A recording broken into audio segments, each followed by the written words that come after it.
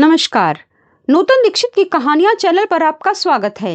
मैं नूतन दीक्षित आज सुना रही हूँ आशापूर्णा देवी की लिखी कहानी आहत पौरुष।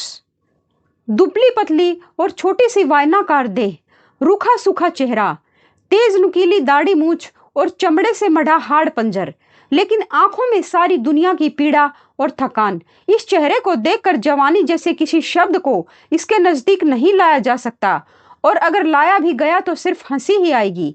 छिछालेदार की इस संभावना के बावजूद उसने कहा था, कोई भी काम जब मिलता ही नहीं है चाची, तब काम अच्छा है या बुरा, इस बात पर सोचना ही बेमानी है। नौकरों वाला काम ही करूंगा, गले में पड़ी जनेऊ खोल कर रख दूंगा। और क्या, ब्राह्मण होने की झूठी अकड़ छोड़नी पड़ेगी। जवानी के दिनों में भी मामा के भरोसे कब तक बैठा बैठा रोटियां तोड़ता रहूंगा। तभी उसके मुंह से जवानी की दुहाई देने वाली बातें सुनकर मैं हंस पड़ी थी, लेकिन दूसरे ही क्षण इसे बड़ी मुश्किल से दबाते हुए मैंने पूछा था, तुम्हारी उम्र कितनी है? उसने जब बताया 25, तो बेसाख्ता मेरी हंसी निकल पड़ी थी। 2 के ऊपर 5, कहीं इसका आंकड़ा उल्ट फेल तो नहीं हो गया? कहीं 5 के ऊपर तो 2 नहीं? सचमुच उसने 25 के बदले अपनी उम्र 52 बताई होती तो मैं उस पर यकीन कर लेती, लेकिन मेरी हंसी देखकर वह थोड़ी देर के लिए ठिठक गया। लेकिन मेरे सवाल के पीछे छुपे संकेत को समझकर उसने सिर झुकाकर कहा, खाने को तो दाना नहीं चाची, इसलिए शरीर की हालत इतनी खस्ता हो गई है, और मामा भी वैसे ही मक्खी चूस। अगर मैं उसकी सगी चाची रही होती तो उसकी बातों पर अवश्य ही शर्मिंदा होती, लेकिन बात कुछ दूसरी ही थी। अपने गांव जवार का होने के नाते और पड़ोसी होने की सुविधा के चलते यह दरिद्र ब्राह्मण संतान इस घर के मालिक को शुरू से ही चाचा और मुझे चाची कहता आया है। तभी से एक नौकरी का जुगाड़ कर देने की विनम्र अनुरोध करता है। उसे तो कुछ ऐसा ही जान पड़ता है कि कलकत्ता महानगर एक कल्प वृक्ष है, उसमें नौकरी रूपी हजारों लाखों पके और मीठे फल अटके हुए हैं। बस हाथ बढ़ाने की जरूरत है, और जो लोग इतनी ढेर सारी किताबें लिखते हैं, उनके लिए किसी छापा खाना में एक नौकरी का बंदोबस्त करवा देना कौन सी मुश्किल बात है। लेकिन यह काम मुश्किल ही नहीं, नामुमकिन है। यह उसकी समझ से परे है, लेकिन किया क्या जा सकता है। किताबें लिख मारने वाले लेखकों की साख और धाक कितनी होती है, इसे लेखक अच्छी तरह जानते हैं। अगर ऐसी कोई मजबूरी न होती तो उसके लिए नौकरी का जुगाड़ कर देना तो बहुत कुछ मेरे ही हक में होता। अपने ही गांव जवार के और एक पड़ोसी होने के नाते इस छोकरे ने पिछले 1 महीने से यहाँ खेमा डाला हुआ है। ऐसा भी नहीं जान पड़ता कि नौकरी न मिली तो वह अपने गांव लौट जाएगा, इसलिए उसे नौकरी दिलाने की कोशिश में मैंने कोई कोताही नहीं की। लेकिन नौकरी की गुंजाइश भी तो हो कहीं। दुखिया ब्राह्मण घर की औरतों और मर्दों का काम है दूसरे के घरों का खाना पकाना, और इसी में वे संतोष कर लेते हैं। जानी के घर में वह पला बढ़ा है, मामा और मामियां भी हैं, लेकिन वैसे रसोई घर में क्या कुछ पकता रहता है कभी मुड़कर नहीं देखा होगा। हमारा निताई भी इसी में राजी था, तो फिर तभी तो उसने यह तय किया है कि जनेऊ उतार दूंगा। और क्या कहूंगा कि निचली जात का लड़का हूं। जब नौकरी ही करनी है तो इन सारी बातों का रोना गाना कैसा। जवानी तो ऐसी ही बीत चली।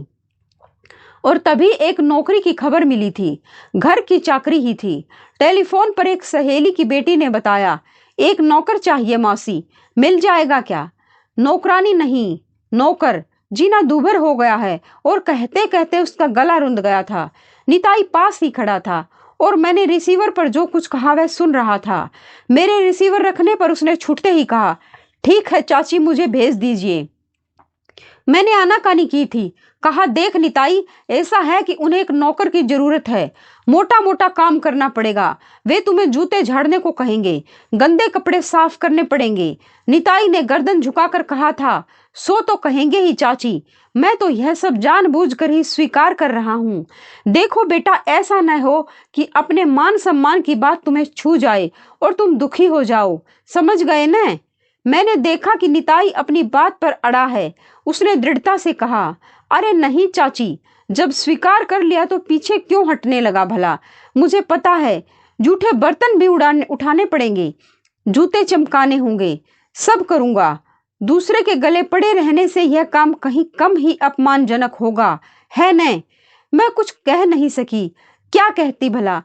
अपनी सहेली की बेटी के अनुरोध की रक्षा कर पाने की खुशी के साथ एक आदमी को खामखा बिठाकर खिलाने के दायित्व से भी मुक्ति मिली। अपनी छोटी मोटी पोटली में 2 एक कपड़े समेटकर उसने मुझसे वह पर्ची ले ली जिस पर घर का नाम पता लिखा था और कांकुलिया की तरफ रवाना हो गया। थोड़ी देर के बाद ही मेरी सहेली की बेटी ने अपनी खुशी खुशी का इजहार करते हुए कहा, टेलीफोन पर मुझे धन्यवाद दिया और बोली, मैं आपका उपकार कैसे भूल सकती हूँ मौसी। मैं ही जानती हूँ कि मैं कितनी परेशान थी। मैं मन ही मन मुस्कुरा रही थी। दरअसल बड़े लोगों की तकलीफें भी कुछ ज्यादा ही बड़ी होती हैं।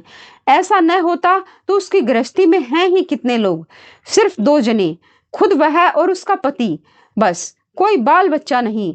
लेकिन सुबह दोपहर शाम तीनों बेला कोई नौकर सामने न दिख पड़े तो आंखों के सामने अंधेरा सा छा जाता है। हालांकि वह चाहे तो रेफ्रिजरेटर के भले के लिए ही सही एक दिन सौदा सुल्फ करके पूरे सप्ताह भर आराम कर सकती है। एक दिन खाना पकाकर 2-3 दिनों तक खा सकती है। खाना थोड़ा गर्म ही तो करना पड़ेगा। मैं उसे खाना पकाना सिखा दूंगी चाची।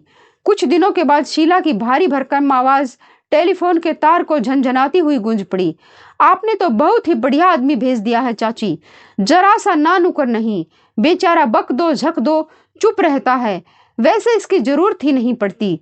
इसके पहले वाला तो बड़ा ही शैतान था, बास्टर्ड। बीच बीच में शीला का फोन आता रहता। शीला वैसे एक आधुनिक नारी है, कहना चाहिए जरूरत से ज्यादा आधुनिक है, और इस तरह के आधुनिक समाज में वह एक बार की सबसे आगे दिख पड़ने की योग्यता भी रखती है। लेकिन माँ और मौसियों के मामले में उसका कुछ दूसरा ही नजरिया रहा है। वह शीला का व्यक्तित्व उसे दूसरों से एकदम अलग कर देता था। अपने पिछले नौकरों के बारे में उसने जिन जिन विशेषणों का हवाला दिया, उसे टेलीफोन के इस सिरे पर सुनने वाले मेरे कान एकदम पक उठे। गनीमत यह थी कि ईश्वर की कृपा से मैंने जिस आदमी को उसके पास भेजा था उससे शीला खुश थी। निताई भी कम खुश नहीं था। 2 दिनों बाद ही वह मिलने आया था। उसकी देह पर हवाई शर्ट और गाढ़े का पायजामा था। हजामत बनी हुई थी और सफाचट चेहरे पर मुस्कान खेल रही थी। आपने तो बहुत ही अच्छी जगह काम दिला दिया चाची जी। वे दोनों भी बड़े अच्छे लोग हैं और मैंने तो उन्हें कहा तक नहीं, तो भी उन्होंने खुद अपनी इच्छा से ये सारे कपड़े दिए हैं। मैं मन ही मन हंसती रही। एक तरफ तो कोई भी छोटी मोटी नौकरी पाने की चिंता में जनेऊ तक उतार कर रख देने की तैयारी, और दूसरी तरफ ब्राह्मण का बेटा होने के बावजूद दूसरों के उतारे पुराने कपड़े पहन लेने में जरा भी शर्म नहीं। ठीक ही कहा गया है, भात के आगे कैसी जात। निताई के स्वर में उसकी खुशी झलक रही थी। चाची माँ क्या बताऊं, खाना पीना सब एकदम फर्स्ट क्लास है। वे जो खुद खाते हैं वही मुझे भी खिलाते हैं। इसे ही कहते हैं ऊंचा आचार और ऊंचा व्यवहार। मैं भी यही सोचता हूँ कि जिन्हें हम अपने पिता या गुरु की तरह मानते हैं उनसे भला इतनी दूरी कैसी। जात पात का और छुए जाने का इतना विचार क्यों? ऐसे कैसे चलेगा? इससे तो हमारा भी नुकसान है और उनका भी। और वे दोनों खाते भी कितना है, बस दुनिया भर की अच्छी अच्छी चीजें लाकर ढेर लगा देते हैं। ऐसा लगता है कि वे सामान लाते हैं, जमा करते हैं और फिर फेंक देते हैं। या फिर मुझसे कहते हैं, निताई सुन, वह सब हम नहीं खाएंगे, अगर तुझे खाना है तो खा ले। केक, पेस्ट्री और न जाने क्या क्या, मैं तो उन सब के नाम भी नहीं जानता। मुझे उसकी बातें सुनकर हंसी भी आती और दुख भी होता। मैं यही सोचती कि जिसे ब्राह्मण वंश के होने का इतना गर्व था और जो यहाँ तक कह रहा था जनेऊ खोल कर रख दूंगा, वही अब बिना किसी हिचक के जूते झाड़ रहा है और जूठा खा रहा है। जाने भी दो, मुझे खाम खा के झमेलों में पड़ना नहीं, यही बहुत है। लेकिन फिर भी मेरा जी कुछ उचाट सा रहा। ठीक है, जी लगाकर काम करना। मैंने कहा, बस 2 ही तो प्राणी हैं, जो करना है तुझे ही करना है, बस इसी तरह करना। निताई ने ठहाका लगाते हुए कहा, आपको कहना न होगा चाची, भैया और भाभी जी तो कभी भूल कर भी नहीं देखते। जो करता हूं मैं ही करता हूं, मुझे संतोष हुआ। उधर शीला का सुरीला संवाद सुनने को मिलता रहता था। मैं तो आपको दोनों वेला प्रणाम करती रहती हूँ मौसी। काम करने का सलीका हो तो ऐसा, मुझे तो अपनी गृहस्थी की तरफ नजर उठाकर देखने की जरूरत तक नहीं पड़ती। निताई ही सौदा सुल्फ ले आता है, बाजार जाता है, आज खाने में क्या बनेगा सब उसी के जिम्मे रहता है। मैं यही सोचती रही कि चलो कहीं तो कोई फर्क पड़ा। लोगों के लिए नौकर या रसोई जुटा देना अथवा किसी के ब्याह के लिए कहीं कोई जुगाड़ भिड़ा देना तो आए दिन लगा ही रहता है, लेकिन अब तक कहीं से किसी का धन्यवाद नसीब नहीं हुआ था। शिकायतें और उल्हाने ही मिलते रहे हैं। अब तक उपहार में निताई की सादगी, उसकी मजबूरी और थोड़े में ही खुश हो जाने की तैयारी ने मेरी इज्जत रख ली है। निताई तो ऐसा ही था, लेकिन ऐसा रह नहीं पाया। मैं उसी बात पर आती हूँ। आज दोपहर को जब मैं खा पीकर हाथ में कहानी की एक किताब लेकर पढ़ रही थी और लगा कि नींद आ रही है, अचानक मैंने देखा कि निताई अपने हाथ में अपनी वही पुरानी पोटली लेकर मेरे सामने आ खड़ा हुआ है। क्या बात है निताई, कैसे हो? मैंने पूछा। निताई की भोली भाली सूरत और सहमी सहमी आंखों में जैसे चिंगारियां फूट रही थी। सिर झुकाकर खड़ा रहने और अंगूठे से जमीन कुरेदने वाली चिर परिचित मुद्रा से अलग थलग जान पड़ने वाला निताई आज एकदम सीधा खड़ा रहा। क्या हुआ? सारे कपड़े लत्ते लेकर चले आए तुम? मैं अब वहां काम नहीं करूंगा, उसने साफ साफ बता दिया। मैं हैरान। ऐसा जान पड़ा कि सरगम में बंधे सितार का एक तार अचानक झनझनाकर टूट गया और सारे सुर बिखर गए। दोनों ही पक्ष के मन में परस्पर भरोसा और एक दूसरे के लिए इतना आभार। यह अचानक क्या हुआ? मैंने उससे जानना चाहा, पर निताई चुप रहा। ऐसा जान पड़ा कि वह किसी कारणवश अपमानित हुआ है। नौकर चाकर की जात ही ऐसी होती है। 1000 बार अच्छा काम करो, बढ़िया स्वभाव बनाए रखो, लेकिन जरा सा गांठ पड़ गई कि नौकर से जवाब। निताई कोई भूखा तो नहीं मर रहा था, लेकिन उसकी उबड़ खाबड़ हाड़ पंजर की खाल जरूर भर रही थी। मैं अपनी झुंझल को रोक न पाई।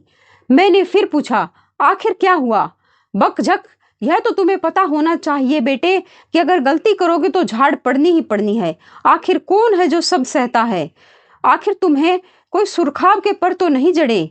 अभी उस दिन तो तुम बता रहे थे कि सब कुछ बड़ा शानदार है, और अचानक कोई बात हो भी गई हो तो? नहीं चाची, निताई इस बार अपनी जुबान खोले बिना नहीं रह सका। उनकी बातचीत का ढंग तो बहुत ही अच्छा है। तो फिर क्या काम बहुत ज्यादा था? घर गृहस्थी का काम भी कहीं नाप जोक से होता है। एक दिन कुछ कम काम होता है तो फिर दूसरे दिन ज्यादा भी हो जाता है। निताई ने मुझे बीच में ही रोकते हुए कहा, बात यह नहीं थी चाची, काम कोई ज्यादा नहीं था। आपके आशीर्वाद से निताई इस कमजोर शरीर से भी घोड़े दौड़ा सकता है। मैं हैरान थी। तो काम छोड़ने के पीछे बात क्या थी? मैंने पूछा। सिर झुकाए निताई के चेहरे की मांसपेशियां एक बार फिर उभर गई। उसकी आवाज जैसे खनक रही थी। वहां मेरी मान मर्यादा को खतरा था। मान मर्यादा? मैं उसकी बात सुनकर सकते में आ गई। कोई बकझक नहीं।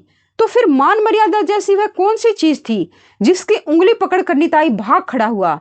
मैंने उसकी बात को दोहराते हुए कहा, तुम ही तो कह रहे हो कि ऐसी कोई बकझक या झड़प नहीं हुई, तो आखिर वह कौन सी हवाई चिड़िया थी जिसके पंखों पर तुम्हारा सारा मान सम्मान सवार होकर उड़ गया फुर से? निताई फिर अपनी जानी पहचानी मुद्रा में लौट गया। उसने सिर झुकाए झुकाए ही कहा, मैं आपको नहीं बता सकता चाची। नहीं बता सकता? यह भला क्या बात हुई? मैं अपनी सहेली की बेटी शीला को जानती थी। यह ठीक है कि वह थोड़ी शौक है, जरा घमंडी भी है, लेकिन खैर मैंने भी कुछ तय कर लिया था। मैंने उससे पूछा, देख निताई, बिना बताए तो बात बनेगी नहीं। अगर तुम किसी के सिर बेवजह कोई दोष मढ़ दो और काम छोड़ दो तो मैं शीला को क्या जवाब दूंगी? मुझे तो अभी तुरंत उससे पूछना पड़ेगा कि आखिर बात क्या हुई। निताई ने अपनी गर्दन को सिकोड़े सिकोड़े जवाब दिया, कह दीजिएगा। अचानक अपनी नानी के गुजर जाने की खबर पाकर वह गांव चला गया।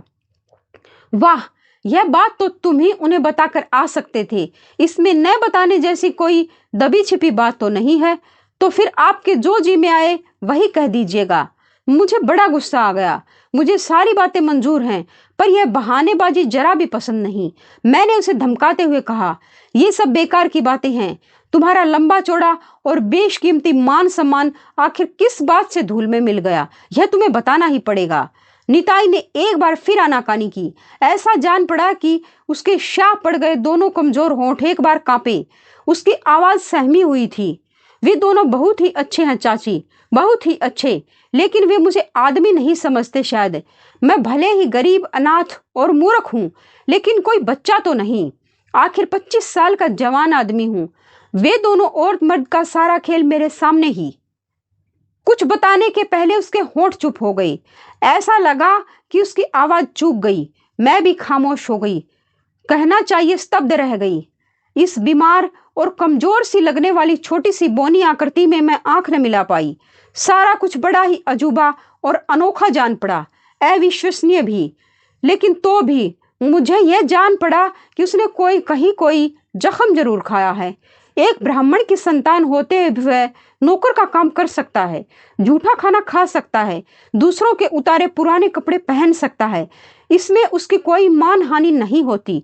उसकी मर्यादा तो तब भंग होती है जब उसकी जवानी की अनदेखी और अवहेलना की जाती है। अपने को एक जवान आदमी के रूप में प्रस्तुत कर पाने की निताई की कोशिश पर आज मेरी हंसी नहीं छूटी और मैं उसके आहत पौरुष की तरफ आंख उठाकर देख न पाई।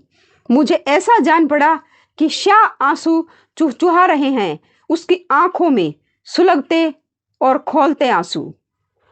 आप सुन रहे थे आशा पूर्णा देवी की लिखी कहानी आहत पौरुष।